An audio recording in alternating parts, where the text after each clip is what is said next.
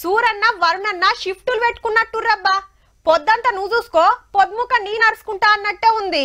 పగటిలి సురుకులు, మాపటిలి షిన్కులు. అదేందో గాని అందరు డ్యూటీ దిగి ఇంటికి పోయే వాళ్ళకే ఆనయ్య డ్యూటీకి ఎక్కుతాండు. మళ్ళా మామూలుగా పనిచేస్తుండా పట్నం అంతా దడదడలాడియబట్టే. రాత్రి ఆనంద్ అలుసుకుంటేనే పట్న పోలు అదురుకుంటుండ్రు. తక్కువ కొట్టిందా మరి? ఏం తక్కువ 3 గంటలు సంపుడు చంపితే ఆగమాగం.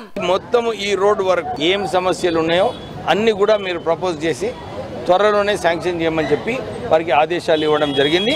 ఈ కృష్ణానగర్ కాలనీ ప్రజలందరికీ కూడా భరోసా ఇప్పిస్తున్నాం. ఈ 30 సంవత్సరాల నుంచి ఉంది ఈ సమస్య సరిగా పరిష్కరించలేదు. మేము కూర్చొని ఇది పరిష్కరించి శాంక్షన్ చేపిస్తాం. వరద తాకుడు దాకే వరకు బండ్లే కాదు కార్లు గిన కొట్టుకుపోయినాయి అంటే చూడుండ్రిగా. పోరలు ఆడుకునే ఆట బొమ్మల లెక్క బతుకమ్మల లెక్కనే తేలినాయి.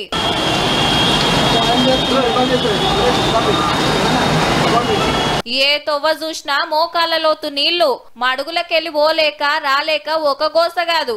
ఎల్చినాక పోదామని కొందరు ఏటింగ్ చేసినా మస్తు టైం పట్టింది. కొంచెమే ఉంది, ఇక్కడ దాకా ఉంది కదా అని చెప్పి ముందుకెళ్ళిపోయాక ఇక్కడికి వెళ్ళగానే పడవలాగా కారు తేలింది, పైకి తేలింది. పోలీసు వాళ్ళు వచ్చి మా మదర్ ఉండే అందులో. ఇటు చూడుండ్రి ట్రాఫిక్ జామ్ ఎట్లున్నదో.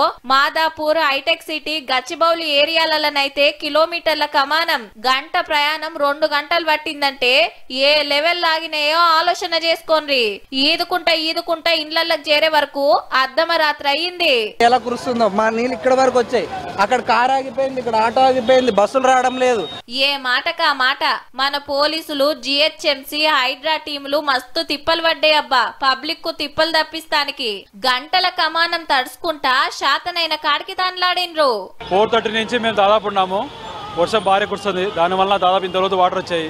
జనాలకు కొంచెం సురక్షిత ప్రాంతాలకు వాళ్ళకి సేఫ్టీగా ఇంటికి వెళ్ళవని జాగ్రత్తలు చెప్తూ డైవర్షన్ చేస్తూ మేము కొంచెం కష్టపడ్డాం. ఇక సిటీకి మీదున్న హిమాయత్ సాగర్ నిండే వరకు 4 గేట్లు ఎత్తిండ్రు.